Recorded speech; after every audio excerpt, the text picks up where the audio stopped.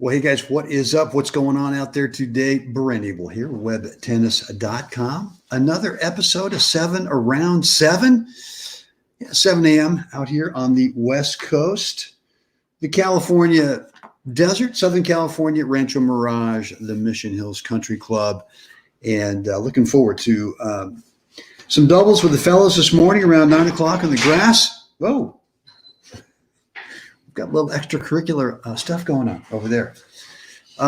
Anyway, guys, hope you're well. And today what I want to talk about is this question, who's doing what to whom, as a strategy. And, one of the things that I don't think that coaches, I used to be guilty of this, and but I still think most coaches, I don't want to be too critical on it, but I think most coaches and teaching pros don't really teach enough. Don't really teach enough about situational awareness, right? In terms of basically who's doing what to that other, who's doing what to whom, right? So if you're watching a singles match and you're sort of trying to figure out, well, why is this one player winning? Because they both look, to the eye, they both look like they're pretty good. They both hit the ball pretty well, but one player just kind of keeps winning the games, winning the sets, winning the matches. And so I just think that there's so much focus on technique, primarily because it's way easier to spend time teaching technique than it is on coaching someone how to be much more situationally aware, how to really start to dig in and kind of start to recognize in your opponent and not thinking about yourself in terms of, well, do I have my A game today? Well, it doesn't really matter, because really what you've got to first of all do is you got to go and answer these two questions. Well, what is it that they want? Well, I don't want to give them that, right? I don't want to give them what they want. And the other question is, well, what is it that they don't want? Well, I want to give them a whole lot more of that. And kind of what got me thinking about this was Craig O'Shaughnessy's article the other day in Brain Game Tennis, BRAIN, GameTennis.com. And he was talking about the Dan Evans victory over Novak at Monte Carlo, and brought out a bunch of stats and a bunch of numbers. And clearly the difference was that the Dan Evans got to hit just, not literally thousands, but it looked like just over and over and over again, slice backhands, relatively slow and low, to Novak's two-hander over there. And for whatever reason on that day it was working, and Novak just kept giving him the same opportunity over and over and over again. Why would he do that? Why would he continue to hit backhands, his two-hander, back over to Evans where Evans could just slice it? And I don't know. I mean, the answer is probably either maybe he's stubborn and he's just thinking, well, look, I can take this guy. I can take anybody in the world and I can beat them at their own game. Or what else? I don't know. Maybe he just on that particular day just did not recognize what was going on. And so, look,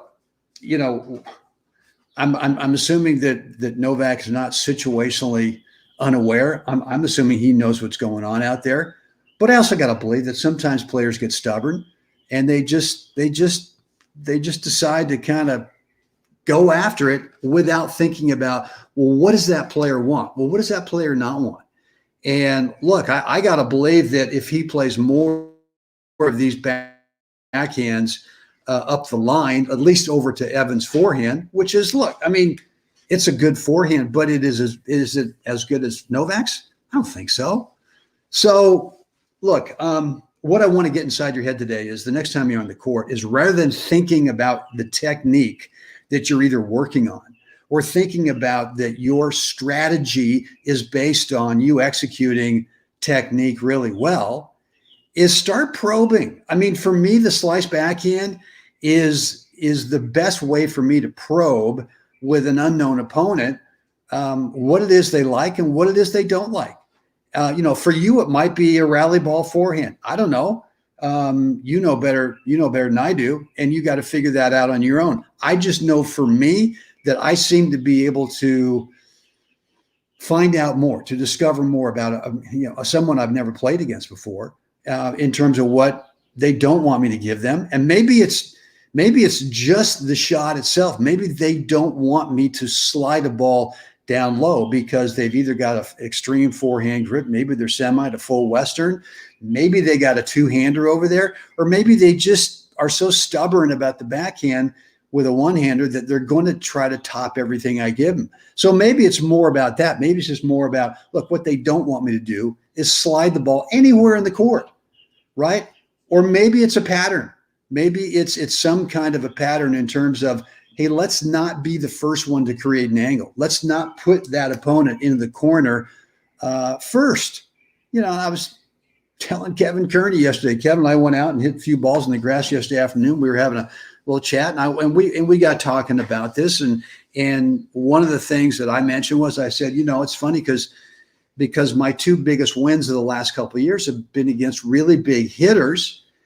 Guys who love to see the court. They love to take a look at what they're about to do from the corner, from a corner. It doesn't matter if it's forehand or backhand. They like the look of the geometry of the court from the corner. And really in their mind, what that does is set them up to either go big cross court or go big down the line.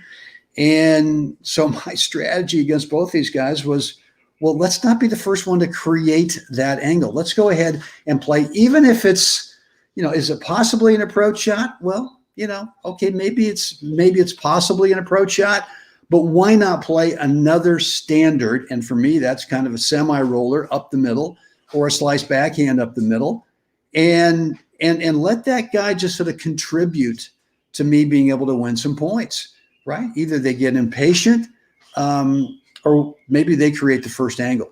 So the message today is, let's stop thinking so much about technique and let's start probing. Let's start looking at that opponent in terms of answering those two questions, right? What do they want? What do they want you to do? And way too often we're thinking so much about technique that we're just giving them, even though our technique's okay, it's pretty good, but we're techniquing our way to giving them exactly what they want.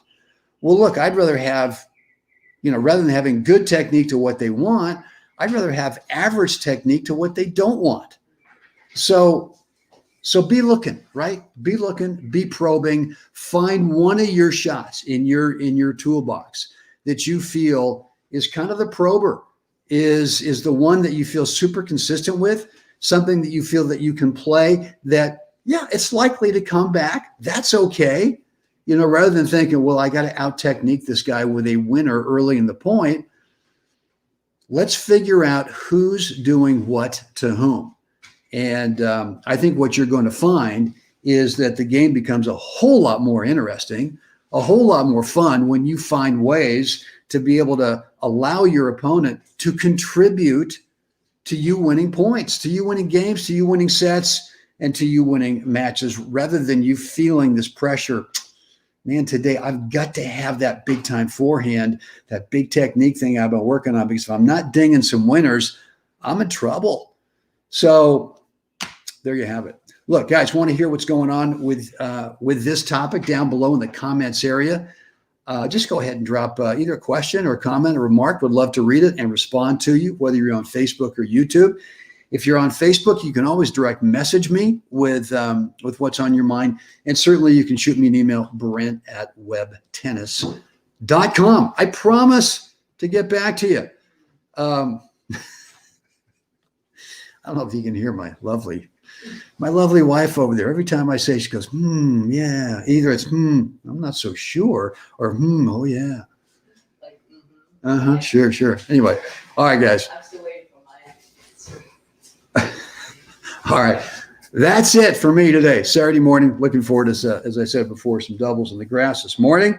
I mentioned to you a couple of days ago, I'm going to be in Atlanta, Georgia, for the Atlanta Senior Invitational. It's on clay. Why am I playing on grass this morning? Darn good question. Anyway, so I'm looking forward to that tournament. Always a big tournament. So look, if you're in the Atlanta, Georgia area, I will be there flying in Monday, May 3rd. First match could be as early as Wednesday, May 5th. But would love to have you, and I'll post my draw and the locations of where I'm playing.